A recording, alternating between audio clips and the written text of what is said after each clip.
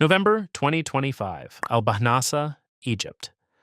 A team of archaeologists from the University of Barcelona is carefully excavating a cemetery that has been buried under Egyptian sand for 2,000 years. They've been here before.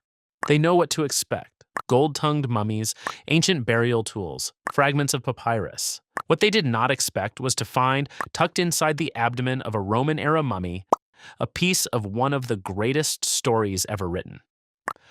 Before we get to the mummy, a quick refresher. The Iliad is an ancient Greek epic poem, one of the oldest and most important works of literature in the entire Western world. Most scholars believe it was composed by a poet named Homer, probably somewhere around the 8th century BC. The poem tells the story of the Trojan War, specifically the rage of the Greek warrior Achilles and the brutal siege of the city of Troy. Roughly 15,000 lines long, split across 24 books.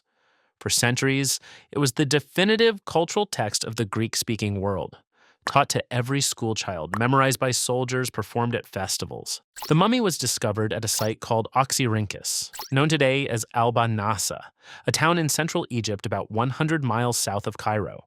And Oxyrhynchus was not just any ancient city. It was one of the most extraordinary places in the ancient world. By the time this mummy was buried, Oxyrhynchus was a thriving city in Roman-controlled Egypt. Rome had taken control in 30 BC following the death of Cleopatra. Under Roman rule, Egypt became a place where three ancient cultures, Egyptian, Greek, and Roman, all collided, overlapped, and blended together. Oxyrhynchus is already legendary among archaeologists, not for its monuments but for its papyri. In the late 1800s and early 1900s, excavators at this site found approximately 500,000 fragments of papyrus, legal contracts, private letters, literature. It is still one of the richest sources of ancient documents ever discovered. To understand why this discovery is so shocking, you need to understand what happened inside an Egyptian mummy during the embalming process.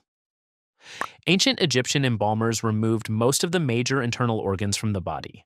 The brain was extracted through the nose. The lungs, liver, stomach, and intestines were removed and stored in canopic jars. The heart was left inside, because Egyptians believed it was the seat of the soul. After the organs were removed, the body cavity was cleaned, packed with natron salt to dry everything out, and stuffed with linen and other materials for support. And sometimes, as we now know, other things were placed inside too. When the Barcelona team examined the mummy from the Oxyrhynchus cemetery, they found a papyrus scroll placed inside the abdomen, written in Greek. And when linguistics professor Ignacy Xavier Adiego analyzed the text, he identified it. It was from Book 2 of Homer's Iliad. Specifically, it contained the Catalogue of Ships, a famous section in which Homer lists all the Greek ships and commanders that sailed to besiege the city of Troy. This passage has been studied for nearly 3,000 years, and now a copy of it had just been found inside a dead man's stomach in Egypt. The University of Barcelona described the find as exceptional.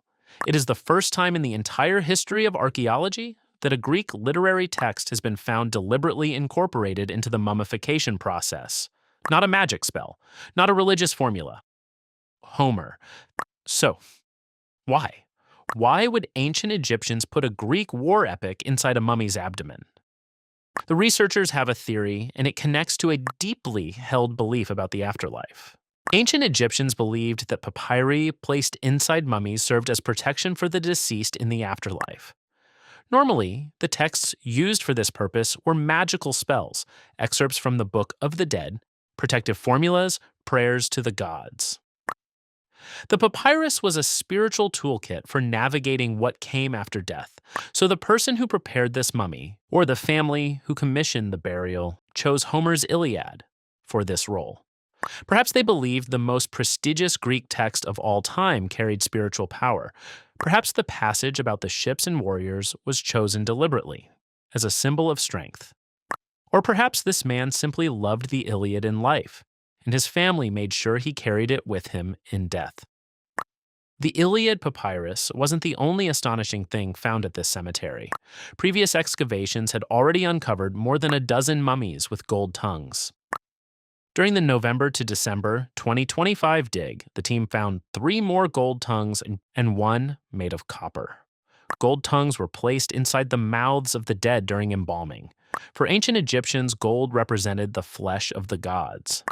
A golden tongue was thought to give the deceased the ability to speak in the afterlife, to communicate with the gods and plead their case before Osiris during the judgment of the soul. As for the copper tongue, researchers aren't yet sure why copper was used. It may reflect the economic status of that individual. The mystery is still open. To fully appreciate this discovery, you have to understand how layered Roman Egypt actually was. Well, when Rome took control in 30 BC after the death of Cleopatra, it didn't erase Egyptian culture. It absorbed it. And the Egyptians absorbed Rome right back. In Roman-era Egypt, it was completely normal to mummify the dead in the traditional Egyptian way. While writing in Greek, praying to Roman gods, and speaking a mixture of Egyptian, Greek, and Latin, the papyri buried with mummies reflected this blend. What makes the Iliad papyrus so remarkable is its literary nature.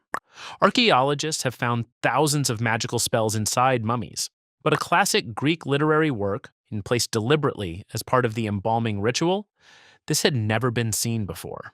It suggests that in this period and place, the line between literature and sacred protection had completely blurred. Homer's Iliad, and a poem about Greek warriors sailing to war, became for one Egyptian man a passport to the afterlife. That is a remarkable crossing of cultural borders that 2,000 years of sand kept completely secret. Here's what we still don't know, and the researchers are clear about this. The study is not finished. First, who exactly was this man? Researchers know he was an adult male, mummified in the Roman period, but his name, his profession, his family, all unknown.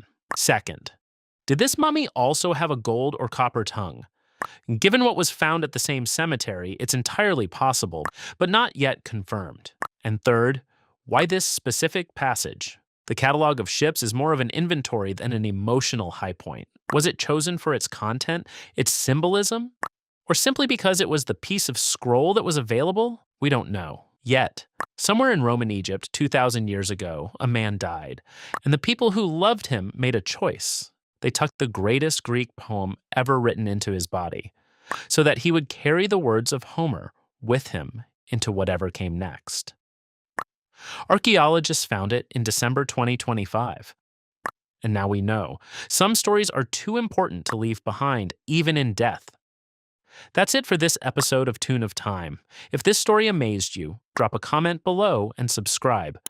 See you next time.